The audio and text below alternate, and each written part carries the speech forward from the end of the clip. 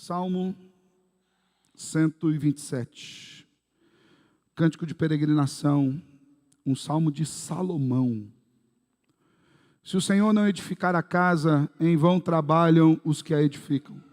Se o Senhor não guardar a cidade, em vão vigia a sentinela. Será inútil levantar de madrugada, dormir tarde, comer o pão que conseguiram com tanto esforço. Aos seus amados ele o dá enquanto dormem. Herança do Senhor são os filhos, o fruto do ventre, seu galardão. Como flechas na mão do guerreiro, assim são os filhos da sua mocidade.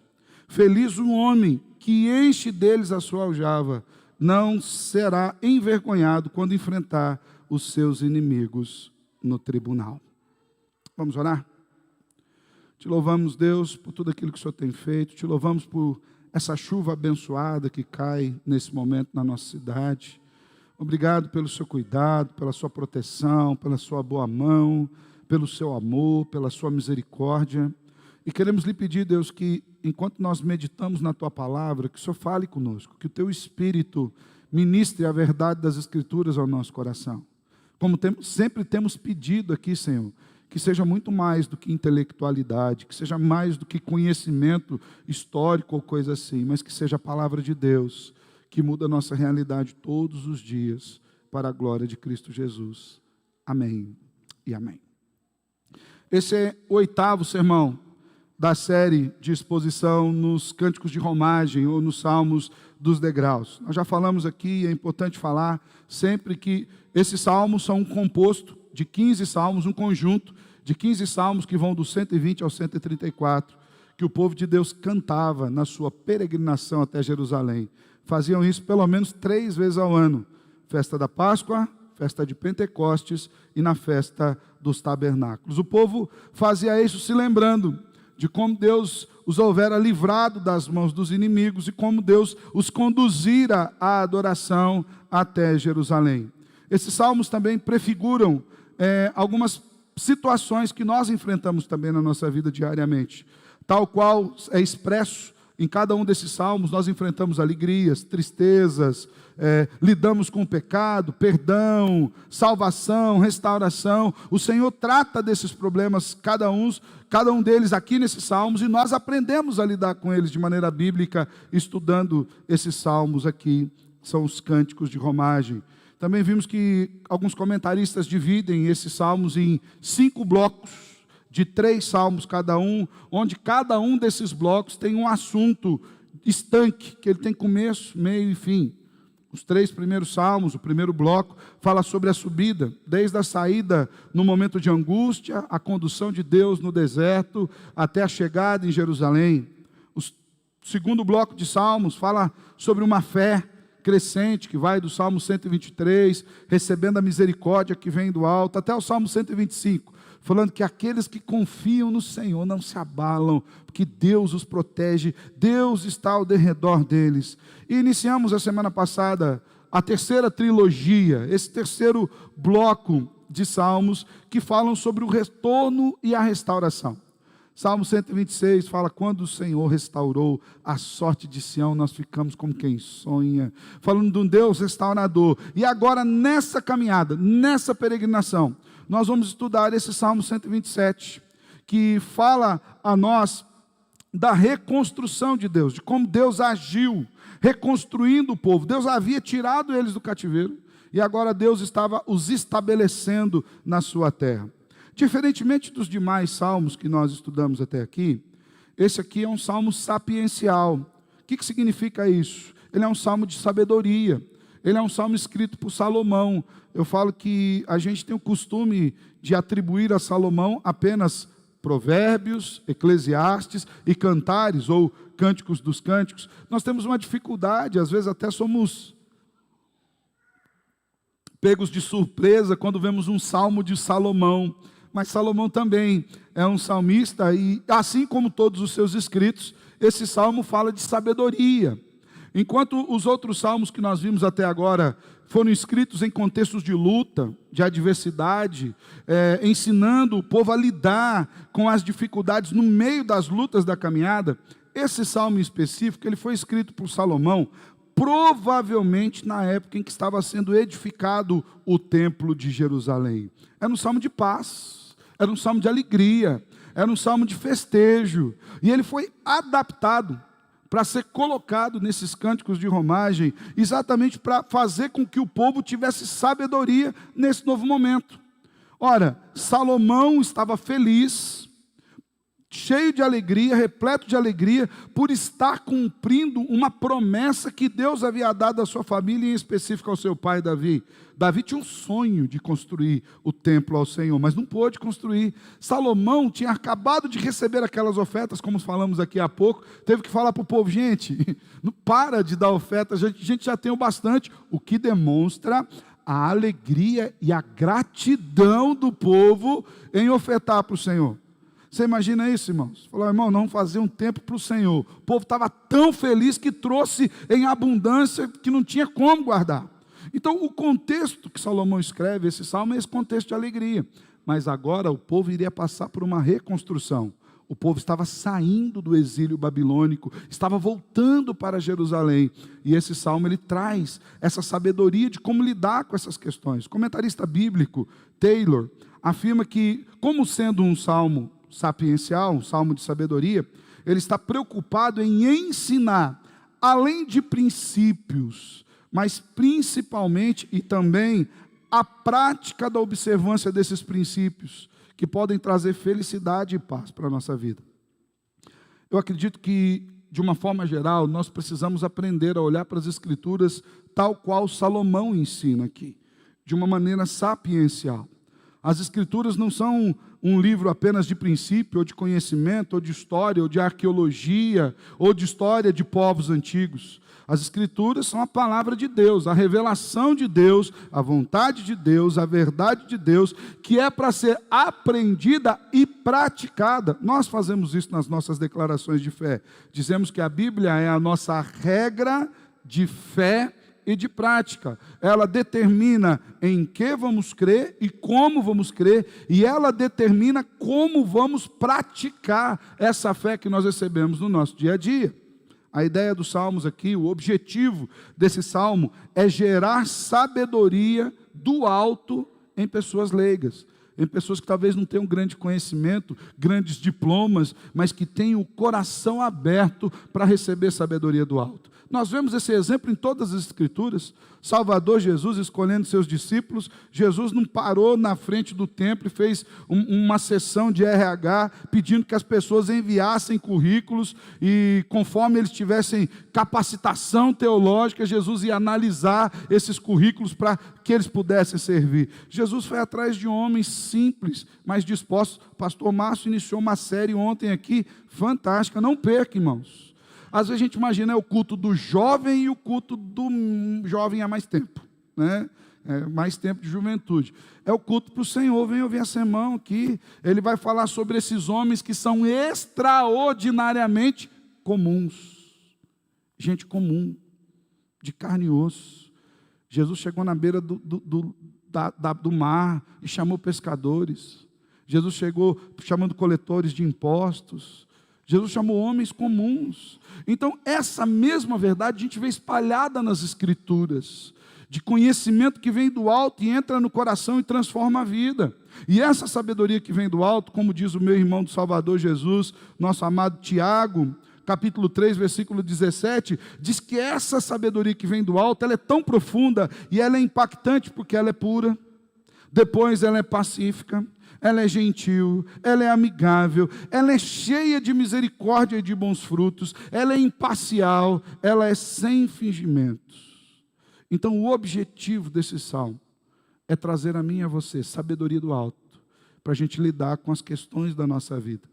Ainda que ele não tenha sido escrito em um momento de guerras ou de um momento de lutas, ele serve para nos ensinar a lidar com coisas básicas diárias. A saber, nós vamos falar basicamente de duas coisas aqui: da edificação da nossa vida como um todo, de prioridades e de família. É sabedoria para que a gente lide com isso. E vamos dizer a verdade, irmãos, nós estamos vivendo um momento que a gente precisa de sabedoria, não é não? Um momento complexo, um momento difícil. Acabei de falar há pouco aí da instabilidade dos nossos meios, Nós estamos vivendo um momento de instabilidade por todos os lados, gente perdendo emprego, gente com medo de perder o emprego, instabilidade nas famílias. A mim assusta a estatística de ver que, por conta da pandemia e as pessoas trabalhando em casa, onde maridos e esposas acabam tendo mais contato, filhos, está gerando briga. Isso para mim é um absurdo. Irmão, isso aí deveria ser uma festa, uma alegria. Deveria ser um prazer, uma bênção. Além de podermos trabalhar, além de podermos tirar o nosso sustento, ainda fazer isso de casa, junto com a nossa família. Mas o mundo está tão louco, tão perdido, tão insano, que isso tem gerado abusos, homicídios, infanticídios. Isso tem gerado abusos de pais a crianças. Nós precisamos de sabedoria, irmãos. Nosso mundo está deslocado. Nosso mundo está completamente quebrado por conta dos efeitos do pecado. E a pandemia tem exposto essas fragilidades humanas. A pandemia tem exposto das piores formas o quanto nós precisamos do Senhor. E é de sabedoria do alto que nós precisamos para entender que Deus, somente Deus, é o edificador das nossas vidas. E como eu falei, nós vamos ver essa edificação do Senhor em duas áreas. A primeira dessas áreas, onde Deus nos edifica, é na construção da nossa vida, da família, na proteção e na provisão. Deus é o edificador das nossas vidas. É Ele quem constrói, estabelece as nossas vidas. É Ele quem nos protege aqui. É Ele quem nos dá provisão nessa caminhada. Como já dito, esse salmo foi inserido no conjunto dos salmos de romagem para ajudar o povo com sabedoria no momento em que eles estavam se restabelecendo em Jerusalém. E era um momento único na história do povo de Israel. Depois de 70 anos de cativeiro, irmãos. Muitos dos que foram ao cativeiro não voltaram. Outros tantos nasceram lá e a única realidade que eles tinham era aquilo ali. Agora eles estão saindo do cativeiro, saindo com alegria, é fato, estudamos semana passada, Salmo 126, eles estavam como quem sonha, eles não acreditavam. Deus levantou Ciro, não era nem um rei israelita, um persa.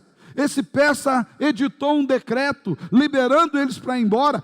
Mais do que isso, ele falou, olha, não só vou liberar vocês para ir embora, vou emprestar, dar ordens aos meus guardas para que eles caminhem com vocês na estrada. Não apenas vou guardá-los na estrada, eu vou ajudá-los, vou arrumar mão de obra para que vocês se restabeleçam ali no seu lugar. Não obstante a grande alegria que eles estavam vivendo, ainda assim era um desafio, porque agora eles iriam dar início a uma reconstrução das suas vidas no seu lugar, no lugar onde eles foram chamados para estar. E depois de 70 anos, irmãos, eles tinham um grande problema, que era o problema de que a sua fé havia se arrefecido no meio do cativeiro.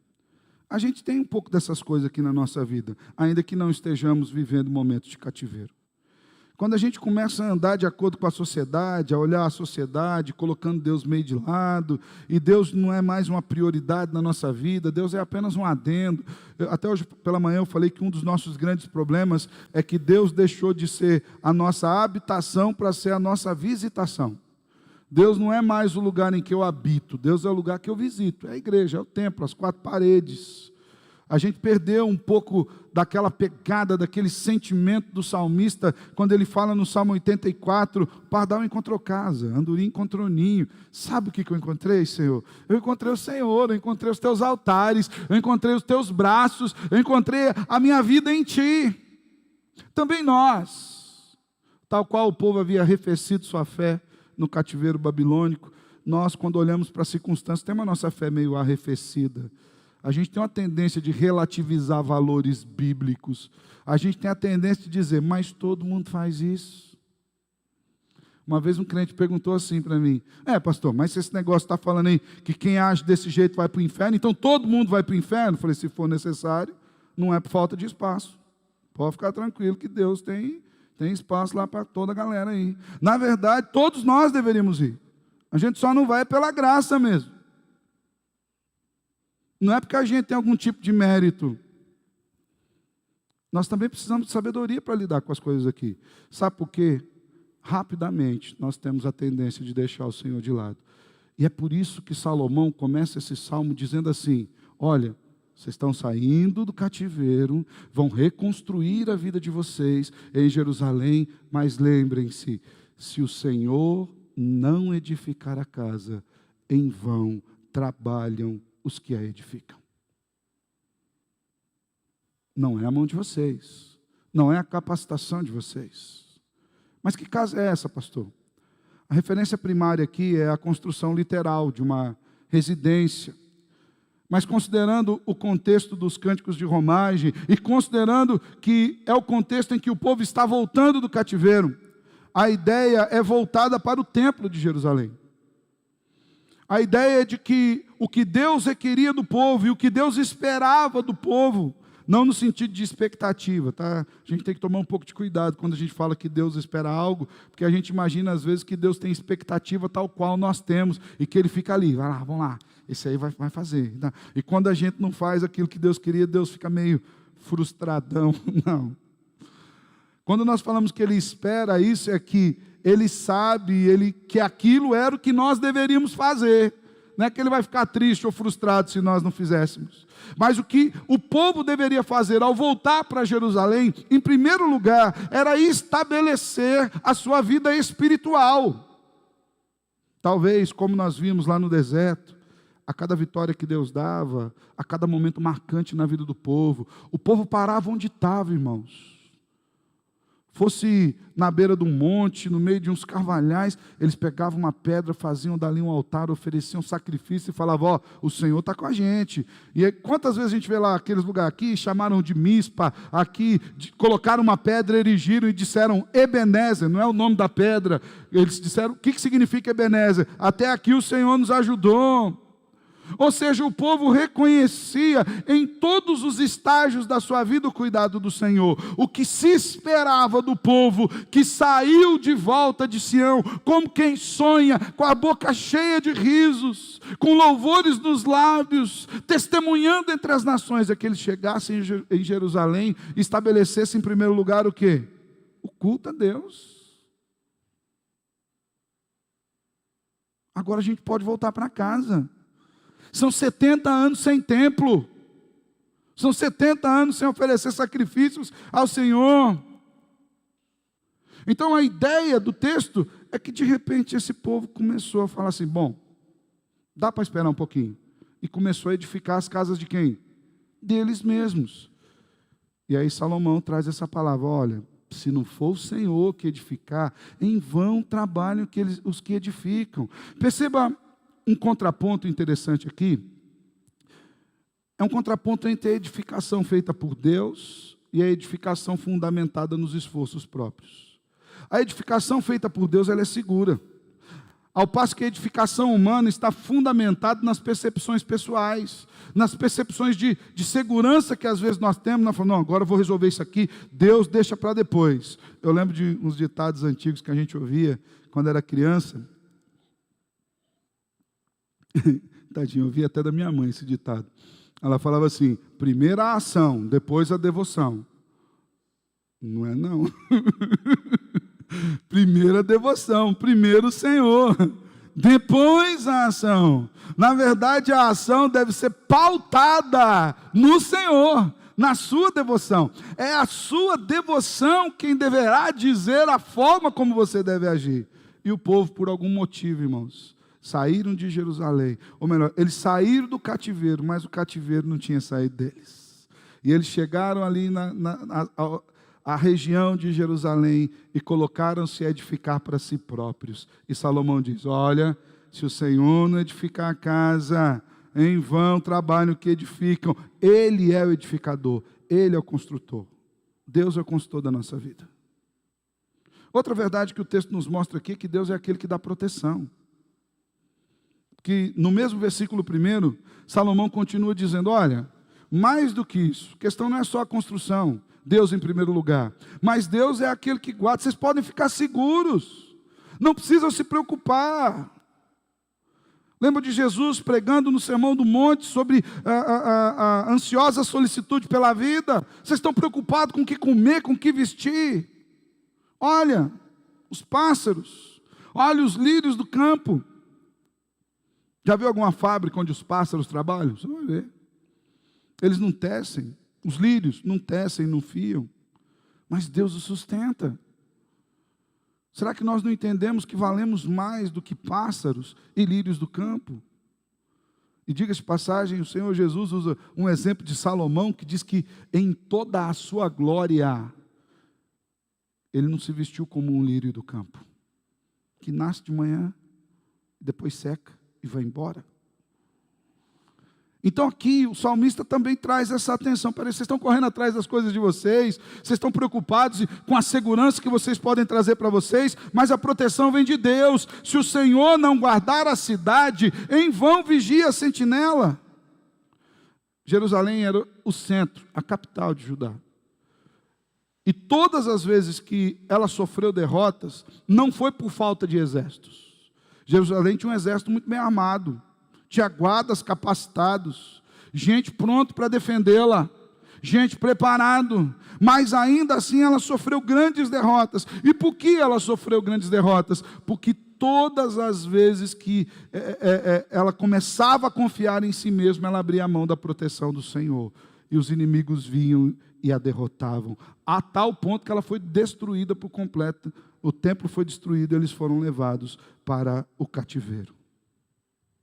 Mesmo que tivesse guardas, mesmo que tivesse exércitos, mesmo que tivessem homens preparados, isso não foi suficiente. Porque se o Senhor não guardar, a sentinela é inútil. A verdadeira proteção vem do Senhor. E esse salmo relembra aos peregrinos de que Jerusalém não era um lugar de proteção e de segurança em si mesmo.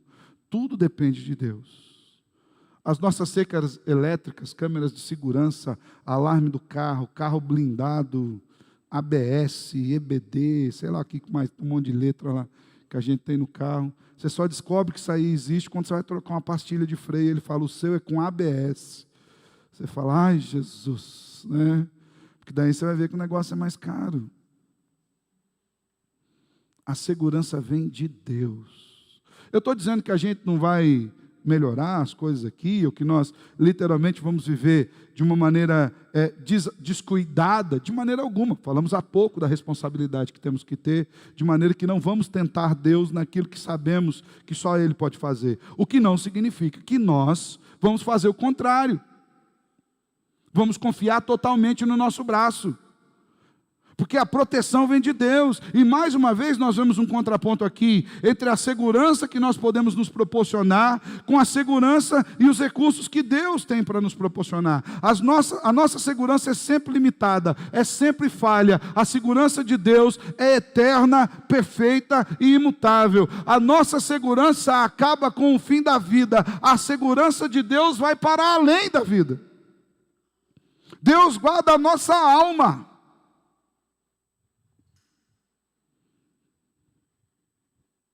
Há um ano, maio agora, um ano e meio atrás, mais ou menos, um ano e 5 meses, quando nós ouvimos falar dos primeiros rumores dessa pandemia, o problema era o povo de idade. Então, guarda o povo de idade, não deixa sair para a rua, e vamos trazer vacina para o povo de idade. E, de fato, nós vimos aí muitas pessoas idosas indo para os hospitais e morrendo. E nós achávamos que ia ficar no povo de idade, mas foi baixando, foi mexendo. Hoje ninguém sabe o que é. Há poucos dias nós vimos gente, atletas, gente forte, gente que cuidava da saúde, tomava suplemento, fazia exercício, caminhava. Tinha uma vida, no que se refere à saúde, invejável. Quem tem o curso da vida nas mãos é Deus. Não podemos nos enganar. Deus é quem tem o curso das nossas vidas nas suas mãos. Ele tem determinado cada um dos nossos dias. A segurança que nós podemos proporcionar para nós mesmos é mera ilusão.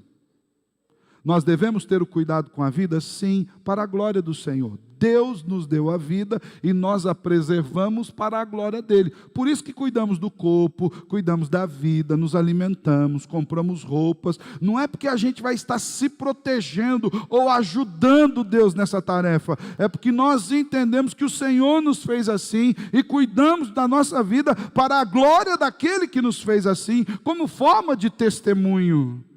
Não na ilusão de que nós possamos aumentar um dia sequer na nossa vida. Estamos aí 450 mil mortos no Brasil. Mas eu vi uma estimativa chegando a quase 3 milhões de mortos no mundo. Eu até vou rever essa. Eu achei muita gente. É gente para chuchu morrendo. Nenhum deles teve um dia da vida abreviada por causa do vírus. O Senhor estava no controle de tudo, ainda que não entendamos. Ainda que não entendamos. O Senhor é aquele que controla, a segurança vem dele. Então o Senhor está dizendo para o povo, olha, vocês estão saindo aí, vocês estão deixando Deus de lado de novo, correndo atrás da segurança que vocês podem fazer. Lembra, se não for o Senhor que edifica, em vão trabalham os que edificam. Lembra que se não for o Senhor que guarda, a sua guarda é inútil. E ele diz mais, porque às vezes também nós nos preocupamos com essas mesmas coisas. Pastor, eu tenho que sustentar minha casa, eu tenho que fazer uma horinha extra aqui, eu tenho que matar um culto ali, meu filho precisa passar no vestibular, a gente precisa colocar esse menino para estudar um pouco mais, e domingo, em vez de ele ficar lá na escola bíblica, lendo Bíblia, pastor, Bíblia ele tem para ler o tempo todo. Ora, escola ele tem para estudar o tempo todo. Até enjoar. Nós precisamos cuidar das coisas aqui. E a gente faz igual o povo. Começa a abandonar Deus, a provisão de Deus, para correr atrás da nossa provisão. E o Salmo diz o quê? Será inútil levantar de madrugada, dormir tarde, comer o pão que conseguiram com tanto esforço. Se vocês entenderem que o seu sustento, veja bem, o Salmo não é uma ode ao ócio. Então agora, pastor, depois que eu dei esse salmo aqui, nem vou trabalhar mais, segunda-feira peço as contas do emprego, estico as pernas para cima, não é isso. O que o Salmo adverte é que se você de fato confiar que a sua provisão vem das suas mãos, quão miserável você é. Eu nunca vou me esquecer das palavras de um pastor, agora eu não lembro qual era o pastor, no momento da morte do Michael Jackson. Eu lembro que o velório foi uma festa, né? Foi um show, né? Caixão de ouro, e cantou dando palhinha aqui. Todo mundo queria estar naquele velório.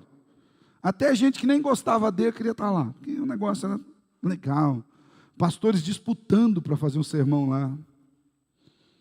E um dos pastores que havia sido pastor da família há um tempo atrás, que conhecia a trajetória deles, fez uma declaração. Essa sim foi uma declaração bombástica. Porque todo mundo estava discutindo a riqueza do Michael Jackson, porque só o caixão dele era de ouro, irmãos. Aí quanto ele tinha, quanto ele não tinha. Esse pastor falou assim, o Michael era tão pobre, tão pobre, tão pobre, tão miserável, que a única coisa que ele tinha era dinheiro. A família tinha se dissolvido. Os amigos só por interesse. Vivia à base de remédio, tinha que contratar um médico para ir na casa dele, aplicar drogas para ele conseguir dormir.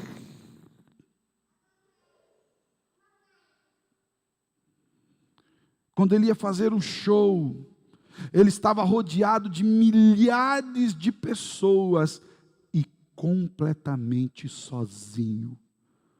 Imagina que vida miserável.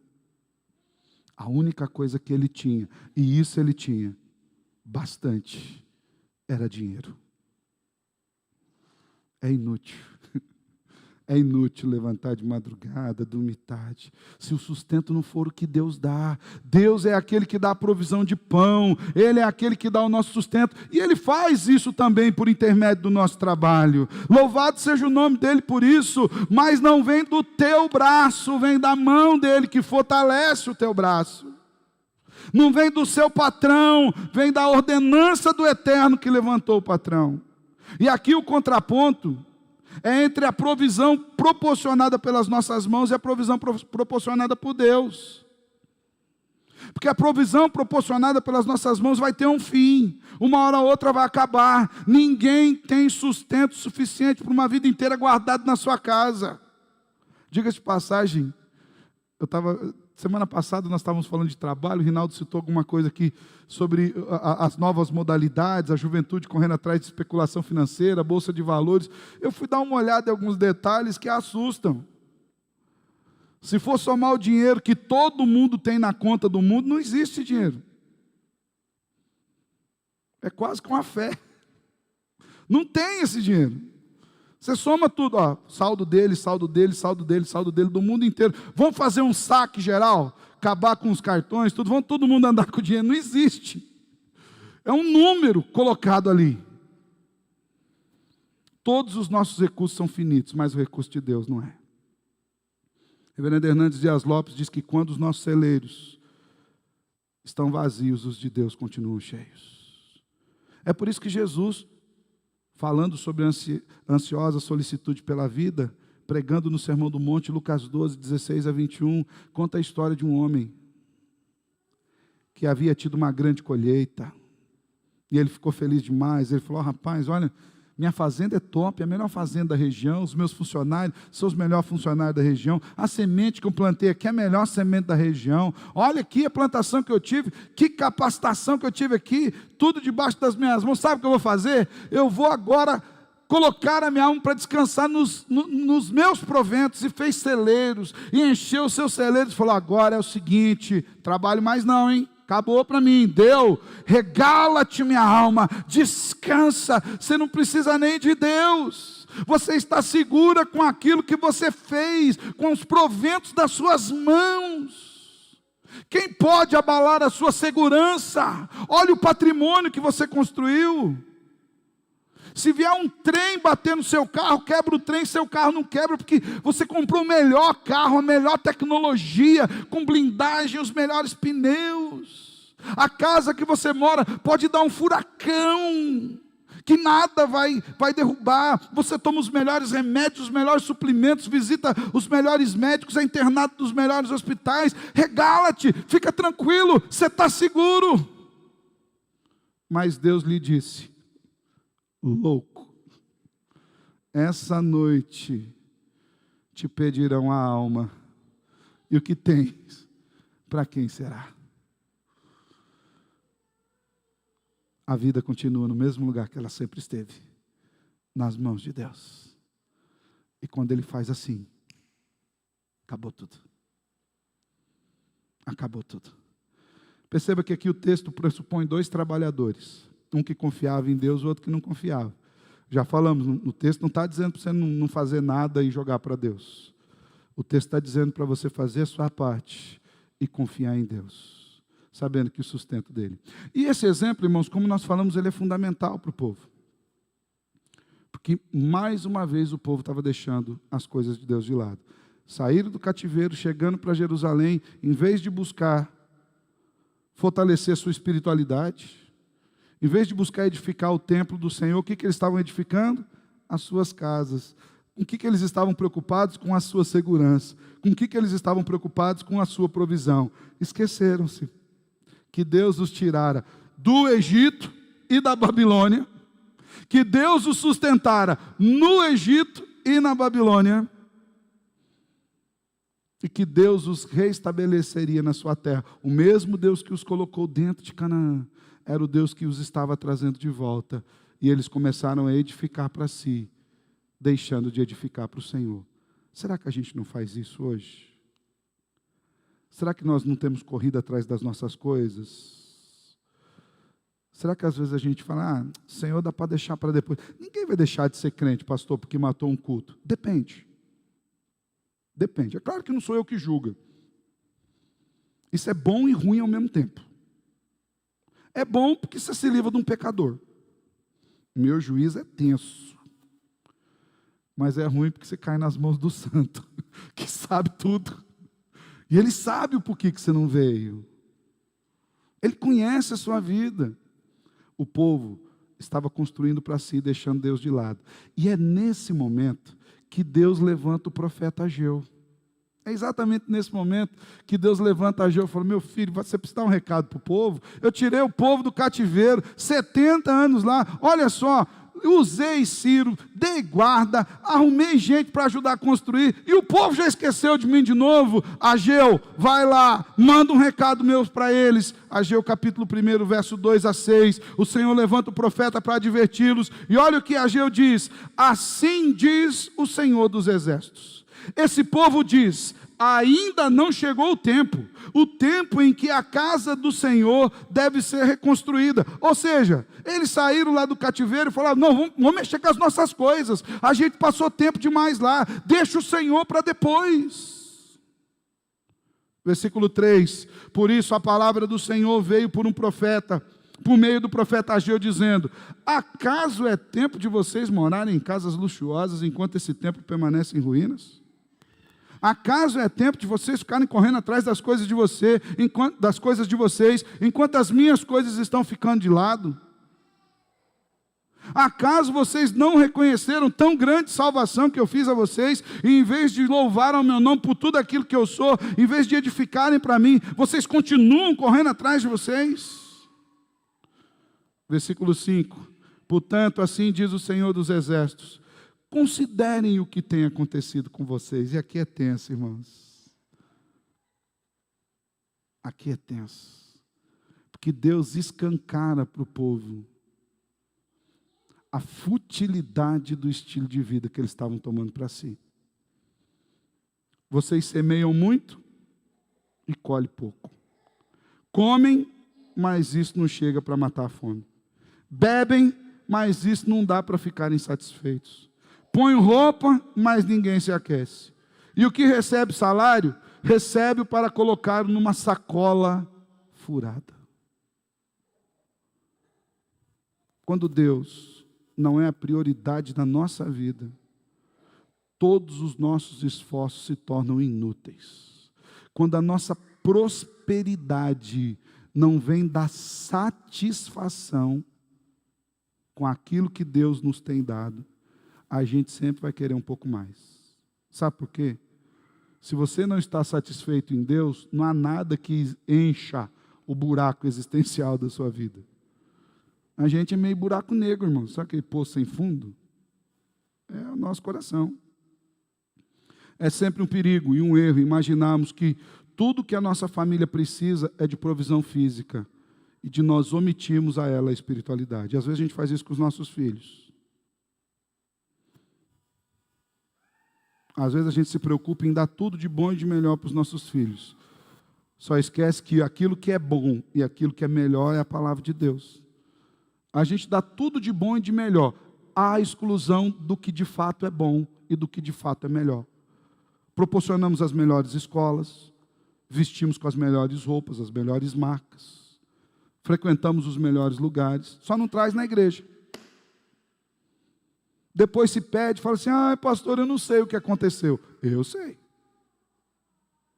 Pastor, mas não pode dizer isso, porque tem gente que trouxe o filho na igreja, ele se afastou de Deus. É verdade? É verdade, irmãos. Nossos filhos são pecadores como nós. Eles têm potencial para afastar, para entristecer a gente, para arrastar a nossa boca no pó, para fazer a gente ajoelhar e chorar. E mesmo aqueles que não se afastam tanto, põe a gente para chorar de vez em quando. Não é verdade? Uma coisa é ele se afastar por conta do pecado dele. Outra coisa é ele ter você como sócio no pecado dele. São coisas muito diferentes. Uma coisa é assim, filho, pai, ensinou o caminho do Senhor, dentro das limitações, te levava, arrastava ali, Agora, você não quis ir, filho, você não pode jogar a culpa no pai. O pai ensinou. Então, qual que é a função do pai agora? É orar, porque nós cremos também na palavra de Deus, irmãos. Você ensinou ele no caminho que ele tinha que andar, o Senhor vai trazer ele de volta. Vai que ele é o menino lá da parábola do filho pródigo. Vai que ele se afastou lá. É o Eterno que traz de volta. Às vezes ele vai se arrebentar para voltar. Mas muitas vezes nós temos negligenciado a espiritualidade da nossa casa. Temos edificado para nós, temos tentado trazer provisão para nós, temos tentado providenciar segurança para nós. Esquecemos que é o Senhor quem edifica a casa, é Ele quem guarda a cidade, é Ele quem dá o sustento. E aqui, Salomão, ele explica isso de uma maneira fantástica, maravilhosa. Porque ele explica isso falando da sua experiência particular. Quando você vê ali no final do versículo 2, dizendo assim, aos seus amados ele o dá enquanto dorme, Salomão está usando uma particularidade, algo que é sua, para ensinar o povo. É como se Salomão estivesse dizendo, gente, deixa eu falar para você da minha experiência. O termo aqui, aos seus amados, ou aos amados de Deus, é uma tradução hebraica da palavra Gedidias. E Gedidias significa amado de Deus. Mais do que amado de Deus, Gedidias era o nome do próprio Salomão. Lá em 2 Samuel 12, 24 e 25, embora Davi o chamasse Salomão, quando ele levou o menino a apresentar a Deus, quem o apresentou a Deus falou, Gedidias, esse aqui é o amado de Deus. Então Salomão estava dizendo o seguinte, olha, eu tenho uma experiência para falar com vocês. E qual era a experiência de Salomão? Onde Salomão foi ricamente abençoado por Deus? Nas guerras? Na força do seu palácio? Na capacidade de troca? Diga-se de passagem, irmãos, o que destruiu a espiritualidade de Salomão foi a sua capacidade política de governar. Porque ele foi assumindo aí compromissos e se casando e ajuntando gente para arrumar a terra. Ele também não confiou no Senhor nesse aspecto. E a derrocada espiritual dele foi isso. Mas a bênção de Deus veio sobre Salomão não enquanto ele trabalhava, mas enquanto ele dormia. Ele ascendeu ao trono logo após seu pai Davi. E quando ele ascendeu ao trono, ele teve um sonho, no qual o Senhor falou, Salomão, olha, promessa que foi dada a Davi vai ser cumprida, você vai reinar no lugar de seu pai. Pede o que você quer que eu te dou. Eu sou o Deus que te colocou no trono, você pode pedir o que você quiser. Imagina se Deus desse esse cheque em branco para nós. Eu tenho medo das coisas que ia ser pedido, irmãos. Porque ali era um cheque universal sem limite. Pede o que você quer que eu vou te dar. Salomão falou, Senhor, o povo é teu, o reino é teu, o Senhor salvou esse povo todo aqui, o Senhor governou, o Senhor cuidou da casa do meu pai, e agora o Senhor me colocou para governar aqui, Senhor. E eu olho para mim mesmo e eu me vejo incapacitado, eu não passo de uma criança. A ideia não é que Salomão se sentia infantil, não, irmãos. A ideia é que Salomão falava assim, Senhor, eu olho para todas as minhas capacitações, mas elas são insuficientes diante da obra que tem que ser feita. Eu só peço que o Senhor me dê sabedoria para governar o teu povo. O Senhor se agradou do pedido dele, falou, deixa eu fazer um negócio para você então, Salomão. Como você não pediu segurança, não pediu dinheiro, não pediu para aumentar as posses e tudo mais, eu vou te dar dinheiro, segurança, honra, fama, tudo que você pudesse. E Salomão escreve nesse salmo assim, olha, quem está falando? Meu nome é Gedidias. Ao Gedidias Deus deu enquanto ele dormia. Aos seus amados, Deus dá enquanto dormem. Aqui Salomão estava afirmando que a edificação de Deus, enquanto nós dormimos, enquanto nós estamos inativos, enquanto nós estamos ali em um estado quase que de morte, não agimos, não produzimos, a edificação de Deus na nossa inação é mais eficiente do que a edificação que a gente pode produzir quando a gente está mais ativo. O que Salomão está dizendo é que todas as verdadeiras bênçãos que ele recebera de Deus, não foi quando ele governava sentado no palácio. Foi enquanto ele dormia e o Senhor ministrava bênção e graça sobre a sua vida. O Senhor nos dá enquanto dormimos, irmãos.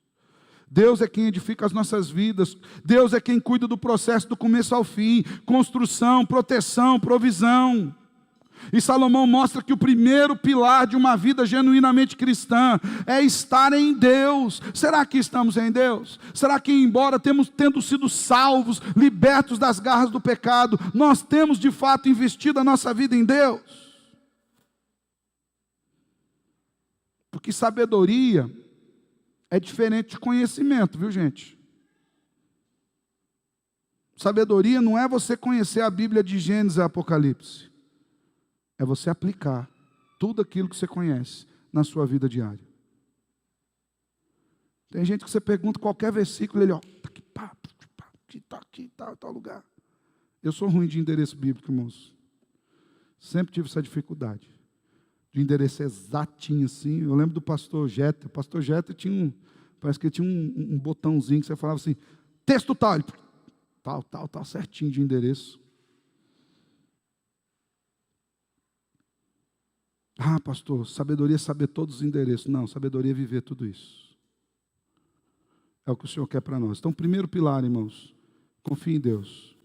Para de correr atrás das suas coisas pela força do teu braço. Coloca Deus em primeiro lugar. Peça que Ele te edifique. Aos seus amados Ele dá enquanto dormem. Enquanto Salomão governava, sentado do palácio, na sua capacidade política, ele se arrebentou. Ele chega no fim da vida dizendo assim, foi enfado, foi cansaço. Tudo que eu construí só deu problema. A sabedoria me deu problema, os palácios deu problema, as mulheres que eu tive, tudo foi problema. Mas enquanto eu dormia, o Senhor falava comigo, Ele me abençoou. Segundo lugar, para a gente terminar. O Deus que edifica as nossas vidas, edifica também família, posteridade. E nos dá honra. Essa é a palavra, honra.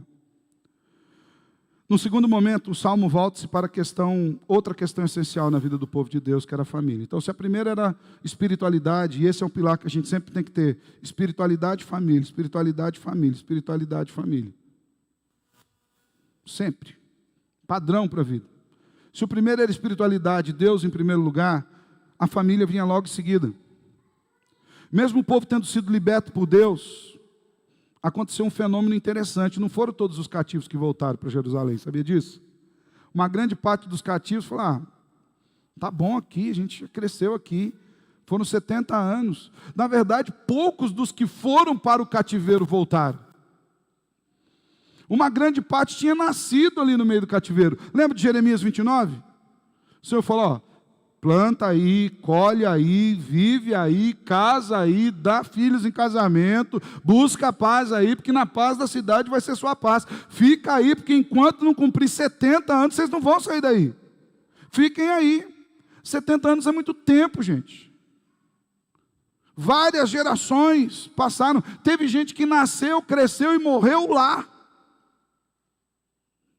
Então, ao passo que tinha pessoas, no mesmo tempo em que tinham pessoas com o desejo de voltar para Jerusalém, tinha pessoas que não tinham esse anseio, porque o cativeiro não era um lugar estranho para eles. Os samaritanos, por exemplo, diga-se de passagem, daí nasceu a rixa entre judeus e samaritanos, porque os judeus voltaram, os samaritanos ficaram.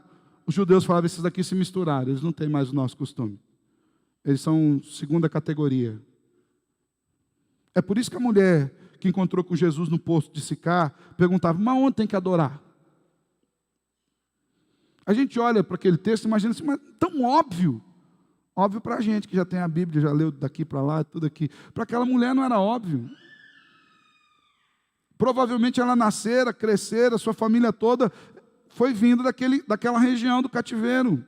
Uma grande parte do povo que já havia se casado por lá, outros tantos nasceram ali, e eles tinham aquele lugar como sua morada original, de forma que os que estavam voltando para a sua terra, além de enfrentar a hostilidade dos habitantes da terra e as adversidades advindas da sua volta, ainda tinham uma escassez de mão de obra, uma escassez de povo, uma escassez de famílias. E famílias cristãs sempre foram modelo, sempre foram um alento para a sociedade. Deus estabeleceu a família. Mas acontece que Deus lhes deu uma promessa. Então Deus falou, eu vou estabelecer vocês, e eu sei que vocês têm pouco povo, ficou uma parte lá e pouco voltou, mas eu vou dar filhos a vocês, e os filhos são herança de Deus. É por isso que essa segunda parte do Salmo foca a atenção sobre o ato de edificar famílias, de criar filhos. Hoje em dia, para muita gente, filho é problema. Tem casais, já falei pela manhã, falo de novo, tem casais que estão se casando para si mesmos, eles não estão se casando para a glória de Deus. Eles acham que Deus fez o casamento só para eles viver felizes. Tem casais que se casam porque eles querem, olha o egoísmo, eles querem alguém que eles gostem, que eles acham bonito, que tem lá um... Gosto não se discute, ponto. Acabou. Mas eles gostam daquela pessoa. Eles querem se livrar do poder dos pais, da direção dos pais. Não quero ninguém mandando em mim. Olha o coraçãozinho de Adão ali. Ninguém manda em mim, quero fazer do meu jeito. E querem viver a liberdade da sexualidade. Tem gente que casa fundamentado nesses 3 pilares. Por que os casamentos estão ruindo? Porque ninguém mais está casando para a glória de Deus. Esse negócio de até que a morte o separe, tem gente que, se puder, ele providencia a morte um pouquinho mais rápido. Porque ele não casou com os propósitos da palavra de Deus. É por isso que filho, nesse contexto de muita gente, é atrapalho. Porque eu quero casar para conseguir, para viver o meu egoísmo ao extremo. Eu pago minhas contas, eu faço do meu jeito. Eu quero casar para poder curtir a vida que eu não podia curtir debaixo dos meus pais. Eu quero casar para ter a minha faculdade, para ter a minha profissão. Filho, atrapalha esse negócio. Pastor, eu já vi crente falando isso. Pastor, eu optei por não ter filhos. Eu falei, então me mostra o versículo bíblico que te autoriza a fazer isso. Ah, pastor, como assim? É uma decisão minha. Eu falei, seria sua se você tivesse inventado o casamento. Aquele que fez o casamento, ele estabeleceu qual que é o padrão. Qual o versículo bíblico que você pode optar por não ter? Não tem nenhum. Nenhum. Porque o estabelecimento de Deus para famílias, família é responsabilidade. Família não é prazer, não é circo, parque de diversões. Porque hoje o pessoal está casando para comer pipoca, assistir Netflix e jogar no sofá ali. Só a graça do eterno. Isso vai passar. A gente precisa pensar nisso. A Bíblia diz que os filhos são herança do Senhor. O povo estava saindo com pouca gente. O Senhor diz, eu vou dar um jeito. Eu vou abençoá-los, tal qual abençoei Abraão. Os filhos serão a sua herança, o fruto do ventre, o galardão. Os filhos vão ser a segurança. E quanto mais filhos vocês tiverem, melhor. Porque eles são o fruto do ventre. Os filhos são dádiva de Deus. São uma herança bendita. E é assim que a gente precisa olhar para a nossa prole, irmãos. É assim que a gente precisa olhar. E é assim que a gente tem que ensinar na igreja. E aqui eu quero falar especialmente com aqueles que já são pais, com os jovens recém-casados e com aqueles que estão projetando casamento aí. Tem uma galerinha que está na porta. Diferentemente, irmãos, da percepção da nossa cultura, os cristãos veem os filhos como uma bênção e um projeto de Deus para as suas vidas. Entenda, filho é um projeto de Deus para as nossas vidas. Eles não podem ser fruto das experiências sexuais desventurosas dos seus pais. E nós temos visto isso só crescendo. Há muito tempo atrás a gente via isso até dentro do casamento. Ah, pastor, escapou. Escapou como? Vocês estão casados, vivendo junto. Não escapou, não. É bênção. Pior, nós estamos vendo isso crescendo fora dos casamentos. Filho não pode ser fruto das desventuras sexuais de gente desregrada que não ama o Senhor. Depois não sabe porque que a sociedade está do jeito que está.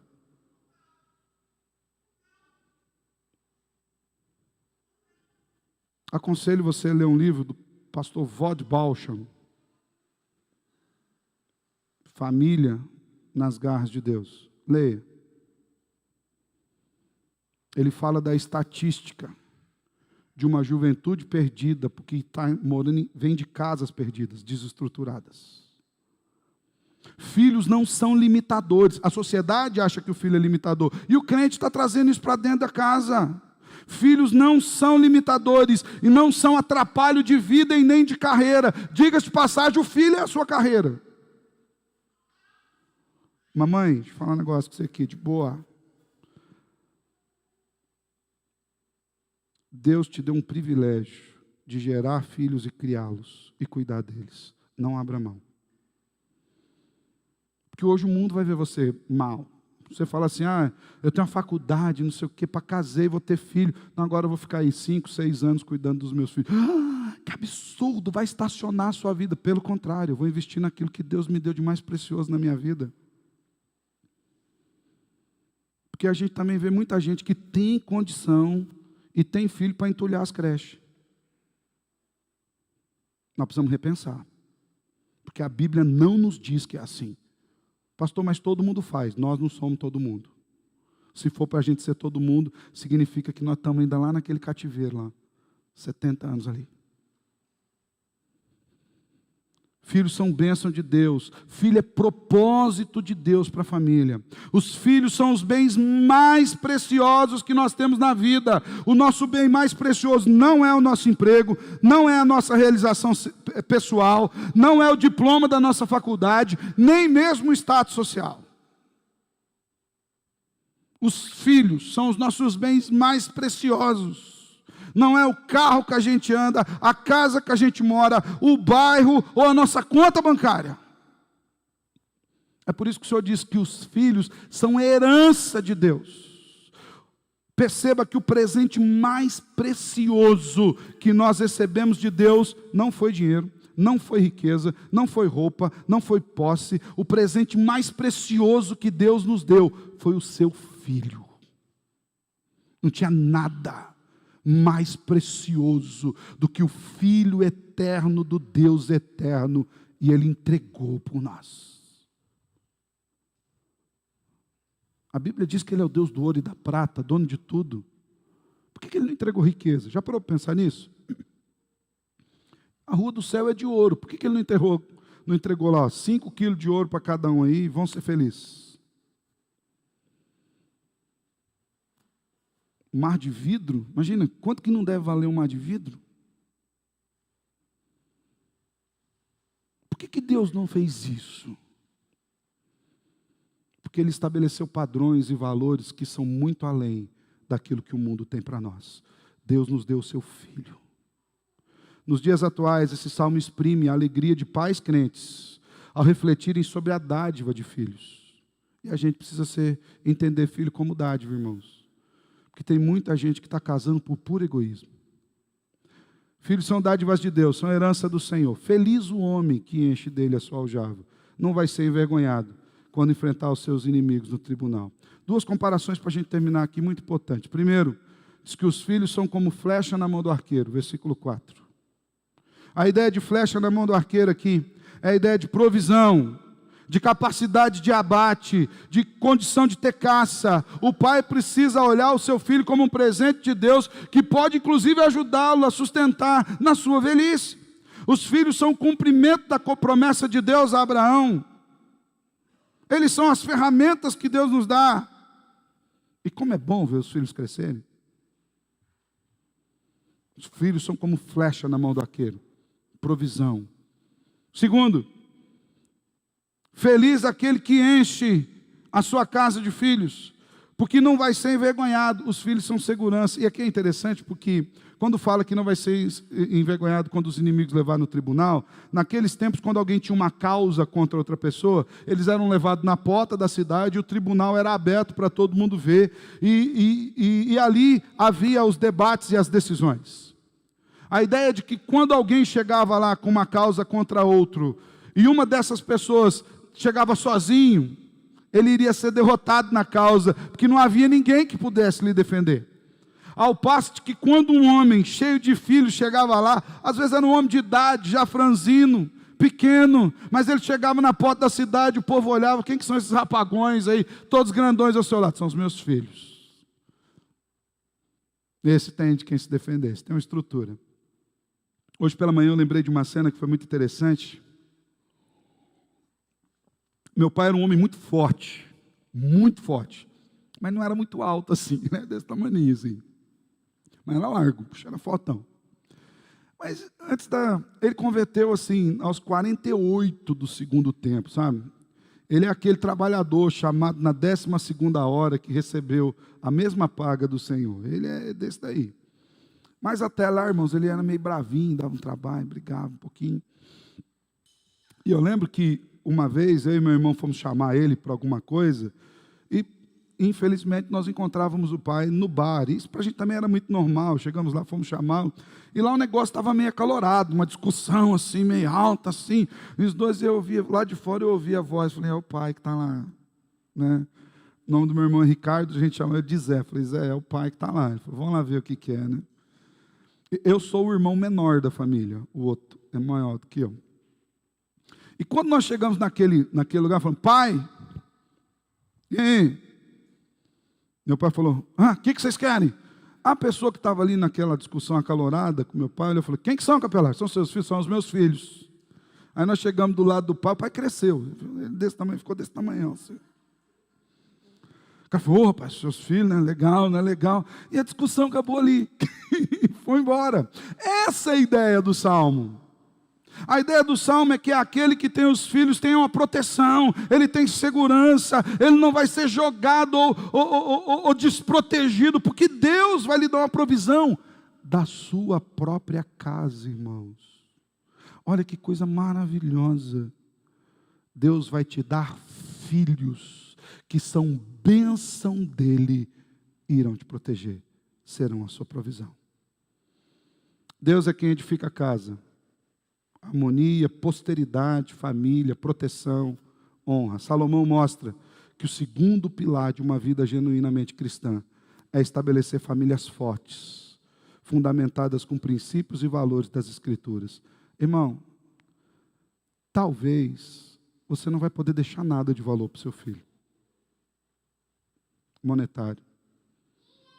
Talvez naquele dia em que você for para o túmulo, para o último adeus ali, para aquela despedida, seus filhos não vão sair dali com uma escritura de um terreno, não vão sair dali com um documento do carro, eles não vão dar dinheiro para advogado fazer inventário, porque não vai ter nada para inventariar.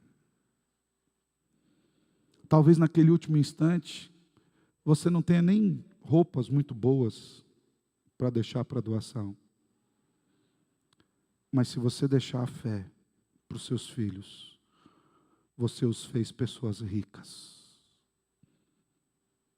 Se você deixar a fé para os seus filhos, você os fez pessoas prósperas. Se você não deixar um centavo a eles, mas deixar Deus, você lhes deu tudo. Tudo que eles jamais teriam condições de comprar. Fundamentem sua família no Senhor. Deus é o grande edificador da vida cristã. Ele é o único que tem poder de nos fazer prosperar da melhor forma, da única que existe. A prosperidade que não depende daquilo que a gente tem. Uma prosperidade que depende de confiar em Deus e descansar em Deus. Ele é o edificador da família. Ele é que nos dá filhos. Perceba, tudo depende de Deus. A nossa edificação, a nossa segurança, a nossa construção, a nossa provisão, a nossa casa, a nossa família, tudo vem de Deus. Por isso, não esqueça, meus irmãos, nós precisamos de sabedoria do alto nesse mundo mau. Tal qual o povo estava lá 70 anos no cativeiro, com os olhos no cativeiro, e agora eles precisavam de segurança para edificação, direção para edificação. Nós vivemos muitas vezes cercados desse mundo de pecado, temos muitas vezes olhado para o mundo, queremos copiar os padrões do mundo. Nós precisamos de sabedoria de Deus para a gente não cair nesses enganos. Em primeiro lugar, lembra que é o Senhor quem edifica, protege e mantém. O Senhor Jesus bem ensinou lá no Sermão do Monte, Mateus 6,33. Me busque em primeiro lugar. Deus em primeiro lugar. Estou dizendo para você não sair da igreja aqui, segunda-feira, terça-feira, não é isso que eu estou dizendo. O que eu estou dizendo é que não abra mão da sua espiritualidade, da qual a igreja faz parte. Eu louvo a Deus pelo grande problema que nós estamos tendo de domingo, que é aluno demais. Mas eu queria ter outros problemas, como gente demais querendo vir para o culto. Eu queria ter outros problemas. Por quê? Pastor, significa que o senhor é um bom pastor. Irmão, esquece. Eu já falei que a tarefa, eu ainda não cumpri minha tarefa. A tarefa do pastor é fazer com que o povo dependa cada vez menos dele. Bom seria Se nós não precisássemos de ninguém para nos ensinar as Escrituras, que a gente tivesse condição de crescer. A tarefa do pastor é apontar para Cristo. Se o pastor apontar para si próprio, ele falhou. Acabou. Quem é o pastor? Passa, vai embora. Essa é a tarefa. Busca o Senhor em primeiro lugar. E tudo que refere-se ao Senhor. Vida de espiritualidade. Deus é quem edifica a nossa casa. Deus é quem guarda a nossa cidade. Deus é quem dá o alimento e o sustento diário. A confiança e a dedicação em Deus deve ser a prioridade. Segundo, o Senhor é quem nos dá família, posteridade e honra. Família é um presente de Deus. Nós vamos ver semana que vem, Salmo 128. Sua esposa no interior da sua casa será como videira frutífera, seus filhos como rebentos da oliveira ao redor da sua mesa. A vida em família é um projeto de Deus. Não abra mão nisso. Não abra mão nisso. Ele mesmo estabeleceu o padrão para a família. Esposo, esposa e filhos. Estabeleça esse padrão para os seus filhos também. Na hora que vier aquele fogo para casar, você fala, casa para a glória de Deus, santo e santa, varô. Está disposto a fazer isso para a glória do Senhor? Você está disposto a amar uma mulher a ponto de dar a vida por ela? Você está disposta a amar um homem a ponto de viver por ele? Porque é isso que a Bíblia diz. Qualquer coisa fora disso é mundanismo trazendo para dentro de casa. Que o Senhor nos dê graça. Que nós entendamos que tudo em nós gira ao redor de Deus. E nós precisamos dele. Que nós confiemos plenamente na ação do Senhor. Porque Ele tem cuidado de nós hoje e sempre. Amém? Feche os teus olhos. Quero orar com você.